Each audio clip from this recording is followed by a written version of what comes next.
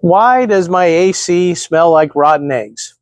Welcome to Mercie J, where compassion and craftsmanship come together. I'm Rick Smith, Master Technician. Now, I got to tell you, when that question popped up, I found it a little odd because typically when we have concerns about smell from the air conditioning, we will either have a dirty sock, athletic department type smell, and that's usually kind of some mold or bacteria buildup because of the moisture and the heat. Otherwise, we could have more of a sweet smell, and that typically is because we have a leak from the heater core and we're getting engine coolant inside the vehicle. So the rotten egg smell typically would be more like something from the exhaust or something. So I would recommend that you, first of all, make sure you can determine where the odor is coming from.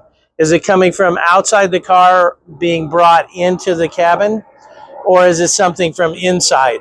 So maybe your kids left some rotten eggs underneath the seats. I don't know. But typically, a rotten egg smell is not from the air conditioning. It's typically from the exhaust due to an engine performance problem. So I hope this has been informational to you. And until next time, safe travels and blessings to you.